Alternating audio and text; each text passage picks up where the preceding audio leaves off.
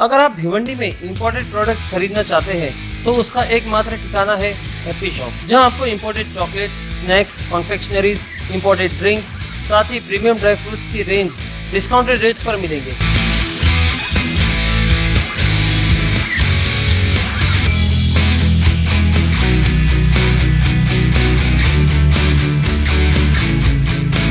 एक बार जरूर विजिट कीजिए हैप्पी शॉप और अपने शॉपिंग एक्सपीरियंस को बनाइए और भी बेहतर। At supreme petrol pump, Chavindra, Bhiwandi. बढ़ती जनसंख्या आबादी पर बनने जा रही हम दो हमारे 12 मूवी के खिलाफ एसडीपीआई पार्टी ने मुंब्रा पुलिस स्टेशन में एफआईआर दर्ज करने की मांग की। मुंब्रा में social democratic party of India की तरफ से हम दो हमारे 12 रिलीज होने वाली मूवी को लेकर जमकर नारेबाजी देखने को मिली। मुंब्रा पुलिस स्टेशन के बाहर social democratic party of India के मुंब्रा शहर जनरल सेक्रेटरी सरफराज ने बताया कि हम दो हमारे 12 आने वाली मूवी में मुस्लिम समुदाय को टारगेट करने की कोशिश की गई है। अगर आपको जनसंख्या नियंत्रण पर मूवी बनानी है तो आप सब समुदाय के लोगों को उसमें दिखाएं, ना कि एक विशेष समुदाय को टारगेट कर उस पर मूवी बनाया जाए। आज सरफराज शेख ने मुंब्रा के वरिष्ठ पुलिस निरीक्षक अनिल शिंदे से मुलाकात की और उन्हें एसडीपीआई पार्टी की तरफ से एक पत्र दिया और उस पत्र में उन्होंने कहा कि जो आने वाली मूवी हम दो हमारे 12 बनाने वाले डायरेक्टर पर एफआईआर दर्ज हो और इस मूवी को किसी भी हाल में देश में रिलीज होने से रोका जाए। अगर ये मूवी रिलीज होती है तो विशेष समुदाय को इससे ठेस पहुंचेगी। Social democratic party of India SDPI की तरफ से 20 से 25 कार्यकर्ता मुंब्रा पुलिस स्टेशन में मौजूद थे और उन्होंने मुंब्रा पुलिस स्टेशन की वरिष्ठ पुलिस निरीक्षक अनिल शिंदे को पत्र लिखकर सख्त निर्देश दिए कि किसी भी हाल में हम दो हमारे 12 इस मूवी को रिलीज नहीं होने दिया जाए। और क्या कहा, आइए सुनते हैं। एक मूवी आ रही है हम दो हमारे 12, जिस तरीके से मूवी आ रही है उसमें एसडीपी की तरफ से जो है मुंब्रा पुलिस स्टेशन में आपने आज जो विजिट किया, क्या आपकी मांग है, क्या लगता है मूवी में क्या गलत है, किस तरीके से उसको प्रेजेंट किया जा रहा है? देखिए, जो चीज़ गलत है वो गलत है। इसके लिए हम लोग यहाँ पे आए हैं मुंब्रा पुलिस स्टेशन में और यहाँ पे कंप्लेंट भी किए हैं और अभी पुलिस का कहना है कि हम एफआईआर अभी नहीं लेंगे, ताकि हमारे सीनियर से भी हम लोग बात करेंगे, उसके बाद में जो भी होगा डिसीजन हम लेंगे। मूवी जिस तरीके से बताया जा रही है कि जनसंख्या विस्फोट जिस तरीके से भारत में बढ़ता जा रहा लगातार, उसके ऊपर ये मूवी बनाई गई है, तो आपकी क्या आपत्तिजनक है उसके ऊपर? ऐसा तो कुछ है ही नहीं है, सब ये साजिश की जा रही है। अगर ऐसा होता तो बहुत अच्छा था। हिंदुस्तान के अंदर अगर हमारी ज़्यादा पॉपुलेशन है तो फिर 1,40 करोड़ में हम लोग 1,20 करोड़ होना चाहिए, तो बहुत अच्छी बात है। अगर इस तरह भी चाहते हैं लोग, अगर हम मुसलमानों को बढ़ाना चाहते हैं तो बहुत अच्छी बात है कि अभी जो हमको 20 करोड़ बताया जाता है तो बहुत अच्छा है। हमारे पब्लिक को और लोगों को ये जागरूक हो जाएगा कि अच्छा है, हम लोगों की तादाद ज़्यादा है, इससे तो हमको और फ़ायदा ही होगा। तो क्या लगता है विशेष समुदाय को टारगेट किया जाने का कोशिश किया जा रहा है? ये तो सोची समझी साजिश है कि मुसलमानों को किसी न किसी तरह टारगेट किया जाए। तो इससे पहले भी 2-3 फिल्में आई, उसमें भी यही किया गया और आज भी ये किया जा रहा है। तो आपका क्या सुझाव रहेगा डायरेक्टर को, क्या कुछ इसके अंदर बदलाव लाने की ज़रूरत है? अगर बदलाव नहीं लाते तो एसडीपीआई की तरफ से अगला कदम क्या होगा? हमारी तो पूरी कोशिश है फिल्म को बैंड किया जाए और अगर बैंड नहीं होगी फिर उसके बाद में हमने तो जितना कोशिश करना कर रहे, बाकी फिर आवाम जो करेगी वो हम उसके बारे में नहीं बोल सकते। सर, जो मूवी आ रही है हम दो हमारे 12, इसको लेकर मुंब्रा पुलिस स्टेशन में एसडीपीआई की तरफ से आपने मुलाकात की सीनियर से, क्या कुछ सीनियर की तरफ से आपको आश्वासन दिया गया और क्या मांग है आपकी? देखिए, हमने कल ये क्लिप आई तो ये क्लिप व्हाट्सएप पे खूब वायरल भी हो रही है, तो ये हमने देखा, चेक किया और हम कल रात में भी यहाँ पे आए थे। तो सीनियर जो ड्यूटी पे यहाँ पे है शिंदे सर, वो लीव पे है, तो उनकी जगह एडिशनल चार्जेस दिया गया है। तो पराग सर को हमने लेटर वगैरह दिया था, तो उन्होंने बोला कि मैं इस पर स्टडी करता हूँ, आप सुबह आओ। तो आज हम सुबह आए यहाँ पे, तो एसीपी साहब भी यहाँ पे है, तो आज हमने अलग से भी एप्लीकेशन किया, पर्सनल नाम से भी हमने एप्लीकेशन किया आज। तो उन्होंने हमको आश्वासन दिया है एसीपी साहब ने कि उनकी जो लीगल टीम है कमिश्नर ऑफिस में, वो पूरा इसके ऊपर सर्च करेगी। आज का उन्होंने टाइम मांगा है, आज पूरा दिन उनको सर्च करके कल हमको फ़ोन करके बुलाएंगे कि एफआईआर कब ले रहे हैं और क्या इसका ऊपर एक्शन लेंगे।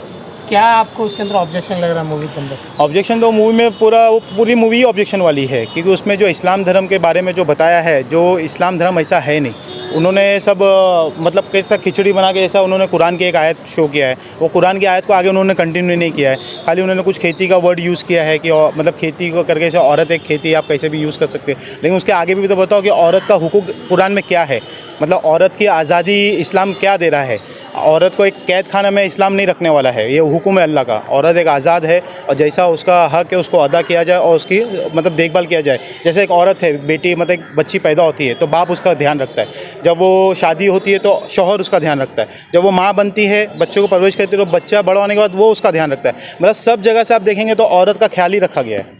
तो जिस तरीके से अभी आपने कंप्लेंट जो है अपनी दी है यहाँ पे, तो क्या लगता है अगर इसके ऊपर कार्रवाई नहीं होगी तो एसडीपीआई का अगला कदम क्या देखिए, हम तो कोर्ट के प्रोसीडिंग्स चालू कर दिए हैं। आज तो बंद है, हम शायद कल या परसों या मंडे तक, बहुत मंडे तक हम कोर्ट में डाल भी देंगे, केस फाइल शूट कर देंगे।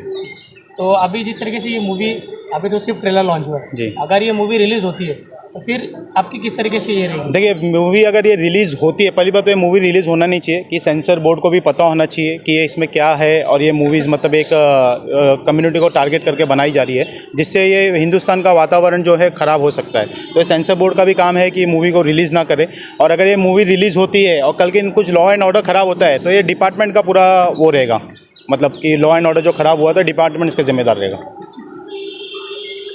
यार ये हम दो हमारे 12, इसको लेकर जिस तरीके से आप मुंब्रा पुलिस स्टेशन में आपने मुलाकात की है, अगर ये मूवी अगर एक विशेष समुदाय को टारगेट किया जा रहा है तो क्या इस पर सरकार को कोई नियंत्रण लाने की ज़रूरत है इस मूवी में? देखिए, सबसे पहली चीज़ जो मूवी है बनी है तो आप समझिए जो गवर्नमेंट है ना वो सिर्फ एक विशेष समुदाय को टारगेट कर रही है। कश्मीर फाइल्स के ज़रिए, 72 हुरों के ज़रिए, केरला फाइल्स के ज़रिए, ये सब पिक्चर जो ना सिर्फ मुसलमानों को टारगेट है। हम दो हमारे 12, अगर पॉपुलेशन कंट्रोल करना है तो गवर्नमेंट पिक्चर नहीं बनाएगी दो समुदाय के बीच में खाई पैदा करने के लिए, ज़मीनी तौर पे काम करेगी, ग्राउंड लेवल पे काम करेगी। ये पिक्चर बना के सिर्फ मुसलमानों को टारगेट किया जा रहा है। और आज हम लोग सिर्फ मुंब्रा पुलिस में आए थे कि आप FIR ले लीजिए कि वहाँ प्रेशर जाए और ये पिक्चर बैंड हो।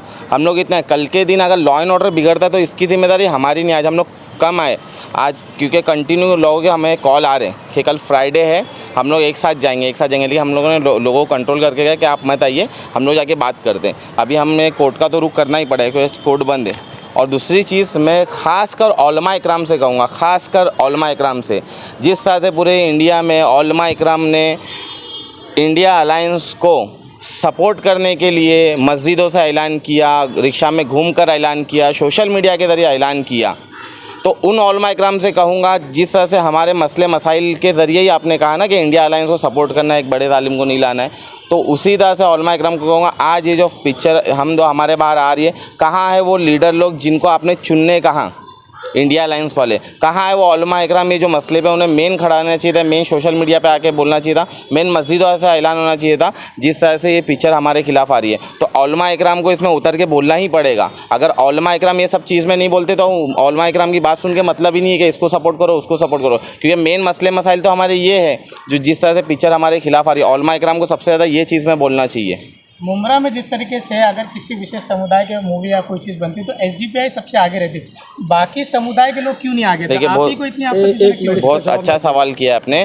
देखिए, सबसे पहली चीज़ एसडीपीआई जो है वोट बैंक के लिए काम नहीं करती है। एसडीपीआई ये देखती है कि भाई जो जालिम है उसके खिलाफ खड़े होना है। हमारी पार्टी का नारा ये भूख से आज़ादी, खौफ से आज़ादी। दूसरी पार्टी जो है वो सिर्फ वोट बैंक के लिए काम करती है। आपने देखा जिस तरह से इलेक्शन आया सब लोगों ने मुसलमान को आश्वासन दिया। राज ठाकरे ने स्पीच की, यहाँ सिर्फ 2 अल्फाज बोले, खामोश हुए कि भाई हाँ ठीक है, हमने वो राज ठाकरे ने बोला उसके खिलाफ बोले। जितने जो पार्टी है, जितनी सेकुलर पार्टियाँ है जो नाम निहाद है, वो सिर्फ मुसलमानों और दलितों को एक वोट बैंक बना के यूज़ कर रही है। हमारा वोट बैंक का मसला नहीं है, हम इलेक्शन लड़ते हारते जीतते वो रिजल्ट से प्रॉब्लम नहीं है। हमारा सिर्फ मेन जो रहता है हम ज़मीनी तौर पे काम करना जानते हैं। और एसडीपीआई इसलिए आती है कि एसडीपीआई का नारा ही है हर मजलूम हमारा है। और जिस तरह से आपने देखा है ज्ञानवापी मस्जिद पे, फ़लस्तीन के प्रोटेस्ट में, हर चीज़ में हम लोग आगे रहे। हमने वोट बैंक की परवाह नहीं की, ना केस की परवाह की, क्योंकि हमने कोई भी प्रोटेस्ट किया तो केस हुए हमारे पे। दूसरी पार्टियाँ है जो सिर्फ वो ये देखती कि वोट बैंक कहाँ है, आएंगे और दिलासा देके चलेंगे। हमारा वोट बैंक का मसला नहीं है। और ये नहीं, आगे भी आपको कोई पार्टी नहीं दिखेगी, ग्राउंड लेवल पे एसडीपीआई दिखेगी। और अब ट्रेलर रिलीज हो चुका है, अगर मूवी रिलीज होती है तो एसडीपीआई का अगला कदम क्या होगा? क्या कुछ डायरेक्टर को यार मूवी बनाने वाले को सुझाव देना? देखिए, मैं सिर्फ डायरेक्टर को जो है सिर्फ यही जितने डायरेक्टर उनको यही सुझाव देंगे कि आप जिस तरह से एक धर्म विशेष को टारगेट करके पिक्चर बना रहे हो, इससे माहौल जो ख़राब होगा उसकी जिम्मेदार डायरेक्टर होंगे, प्रोड्यूसर होंगे, जो पिक्चर बनाने वाले वो होंगे। और अगर हमारी सुनवाई नहीं होती है तो इसमें कहीं ना कहीं पुलिस भी जिम्मेदार होगी लॉ एंड ऑर्डर बिगड़ने में।